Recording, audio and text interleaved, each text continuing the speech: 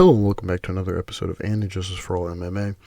My name is David, and this episode is for UFC Fight Night Tybura V Spivac 2. We're finally catching up. We're only 2 cards away from being on track and being just being on the last card. But first we have to go through Tybura versus Spivac. I was able to see some of the comments before this card was even, before the card happened. And people, like usual, say it's a dead card. And visually speaking, it is a dead card. And then you watch it and you realize there was really only one bad fight on this card. It was a 10-fight card. Phenomenal. Great card. Now, is it one of the best cards of the year? Probably not. But it wasn't a bad card. It was a quick card, a lot of decisions, but a quick card. So let's just go straight to it. All right. We have a couple honorable mentions.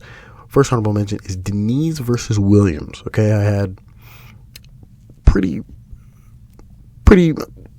understandable scorecard. 29-28. First 2 rounds for Diniz, last round for Williams. Okay, first round, Diniz outstruck Williams by 10 strikes. Second round, he outstruck him by 25 strikes. And then the third round, Diniz outstruck Williams on the feet by about 4 strikes. He then got taken down and proceeded to just not attempt to get up. And Williams was able to land effective ground and pound for about a minute plus. And that's his round for sure. There's no argument there. You go to the judges' scorecards. Adelaide Bird and Ron McCarthy, they both agree with me. Their scorecards reflect mine, 29-28 for Diniz. And then Eric Klun wants to be different. He gives the last round to Diniz. I don't understand how he gives the last round to Diniz. I really don't. He barely outstrikes him on the feet and then proceeds to get taken down. Did he rock him? And maybe Cologne was like, yeah, him rocking him on the feet eliminates everything that Williams did in the last 2 minutes. That's ridiculous. Honorable mention there to Eric Cologne. That's nonsense. We got the next honorable mention, and this is Santos versus Chandler. I wasn't expecting Santos to lose this fight, but I wasn't expecting her to really win in the way she did. Santos versus Chandler. I had this 30-27 Santos. Very simple. First round, what are we looking at? First round, Santos outstruck Chandler by 15 strikes. Second round, she dropped and she outstruck Chandler. This time she outstruck her by about 18 plus strikes. And then the third round, really interesting round, she outstruck her by 7 strikes. The problem with this round, though, is basically Chandler decides, let me just rush you the entire round. So it looks wonky, but through the wonkiness, Santos outstruck her still. But the round is filled with Chandler clinching with her and attacking her, but not really effectively outstriking Santos. This is a 30-27. The judges got lost by Chandler's aggression in the third round, and some of them decided, let's give her the round. Saul D'Amato has the only correct scorecard. It's 30-27. And Ron McCarthy and Brian Minner decide, let me give the last round to Chandler, and making it 29-28 for Santos. Honorable mention of those two. We then go to the most boring fight on the card. Definitely the worst fight on the card. It's Barlow versus Veretennikov.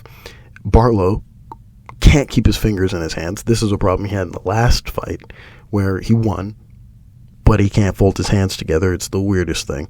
But this fight was even more boring than his last fight. His last fight was actually a little entertaining. It wasn't. Actually, it was a regular standard fight. This fight was very boring, given the fact that they were both hesitant to just strike. Now, not hesitant in the way that they were scared. They were kind of just matching each other.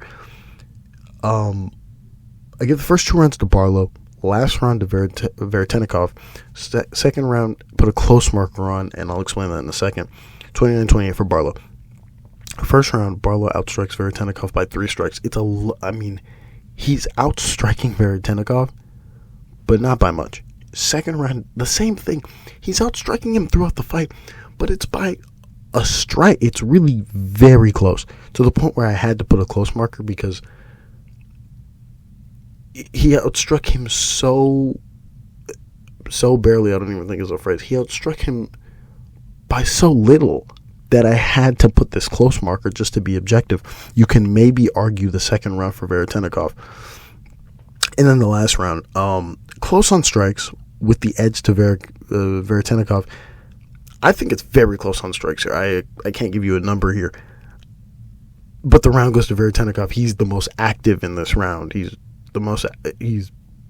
pushing the pace. He's the most active. He's attacking more. But the strikes are close. When Veretennikov is landing, Barlow's hitting him back and landing back equally. But the commentary for the first time tonight becomes a problem, where Fitzgerald decides, let me just highlight everything that Veretennikov is doing. Veretennikov is striking and landing on Barlow in the third round, and he only wants to highlight only Veretennikov's strikes. Even though, after Veretennikov lands, Barlow lands almost immediately.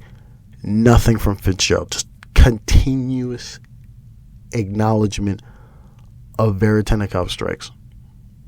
I didn't even want to hear it. Just disgusting from Fitzgerald. Just stupid shit. All right. This fight ended up being a split decision.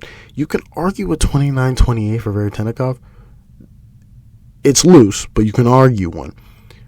But if they gave this fight to Veretennikov, it'd be an absolute robbery. We go to the scorecards, where someone did try to rob Barlow, even though this fight sucked and it was boring. Ron McCarthy had his scorecard reflects mine, 29-28 for Barlow. Brian Minner, 29-28 for Barlow. And then Jaron Villal has the worst scorecard of the night, giving a 30-27. Again, the last round, giving a 30-27 to Veretennikov. He gives the last round to Veretennikov. That's not wrong. He gives the second round to Veretennikov. I don't think that's right, but I put a close marker just to be objective. And then he gives the first one to Barlow. That's bad. It's very bad. Honorable mention to Jaron Villal. That's just a terrible scorecard. And then you go to... Definitely the most entertaining in terms of just, if you want to see blood fight. Jackson versus Mariscal, 30-27. I had the 30-27. I probably should have put 30-26. I didn't. I just 30-27. Boom. For Mariscal, first round, Jackson is just trying to take down Mariscal. He's just trying to clinch with him, and then as I'm watching it, I'm like, Mariscal has heavy hands. I remember that Trevor Peek fight where he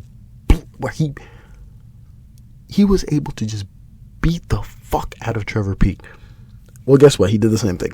First round, Mariscal had 3 takedowns. They were like, I don't want to call them reversals. They were takedowns, but they were reversals like in the clinch. Mariscal had 3 takedowns with ground and pound, and he outstruck Jackson on the feet. He outstruck him in the clinch too.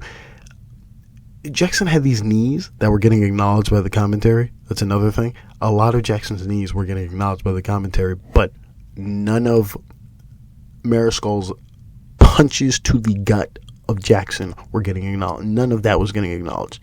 Very infuriating to watch and listen to. But now that that's out of the way, he was outstriking him in the clinch. He was outstriking him on the feet later in the round. But he had 3 takedowns, and he had decent ground and pound when he was down there. You go to the second round, Mariscal had a takedown again, closer to the end of the round, because the first part of the round is just a lot of clinching. Finally, Mariscal reverses in the clinch, gets Jackson down to the ground. Takedown with a lot of ground and pound.